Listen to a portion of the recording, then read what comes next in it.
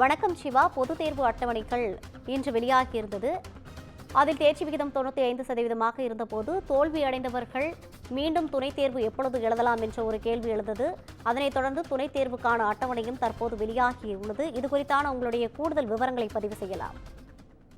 ரவினா, துணைத் தேர்வுக்கான அட்டவணை வெளியாகவில்லை. துணைத் தேர்வுக்கான தேதி மட்டும் வெளியிடப்பட்டிருக்கிறது. ஒட்டுமொத்தமாக 12ஆம் வகுப்பு தேர்வு முடிவுகள் நாடு முழுவதும் வெளியாக இருக்கக்கூடிய நிலையில இந்த தேர்வுல சுமார் 39,500 பேர் தோல்வியடைந்தவர்களாக இருக்கிறார்கள். அவர்களுக்கான துணைத் தேர்வு என்பது ஜூன் 25ஆம் தேதி அன்று நடைபெறும் என்று தேர்வுத்துறை அறிவித்திருக்கிறது. நாளைய தினம் அதற்கான அட்டவணை வெளியிடப்படும் என்றும் அறிவிக்கப்பட்டிருக்கிறது.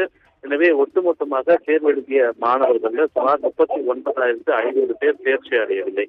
அவர்களுக்கு துணைத் தேர்வு நடத்தப்பட வேண்டும் என்பதற்காக அதற்கான அறிவிப்பை இந்த தினம் பள்ளிக்கல்வித்துறை அமைச்சர் அன்பில் மகேஷ் வெளியிட்டிருக்கிறார். 25ஆம் தேதி அன்று இந்த துணைத் தேர்வு 25ஆம் தேதி முதல் நடத்தப்படும் என்று அறிவிக்கப்பட்டிருக்கக்கூடிய நிலையில எந்தெந்த நாட்கள்ல எந்தெந்த பாடப்பிரிவுகளுக்கான தேர்வுகள் நடத்தப்படும் என்பது தொடர்பான அட்டவணை என்பது நாளைய தினம் வெளியிடப்படும் என்றும் தெரிவிக்கப்பட்டிருக்கிறது. ஏற்கனவே முதலமைச்சர் தொடங்கி பள்ளிக்கல்வித்துறை அமைச்சர் என பலரும் ஒரு கருத்தினை தன்னுடைய பக்கத்துல பதிவு செய்திருந்தார்.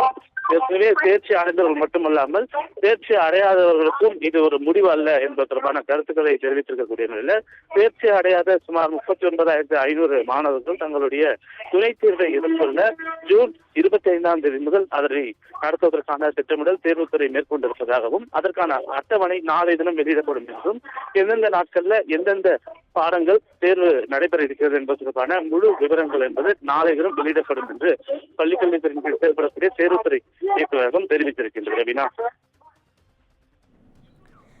விரிவான தகவல்களை கொடுத்தமைக்காக நன்றி சிவா.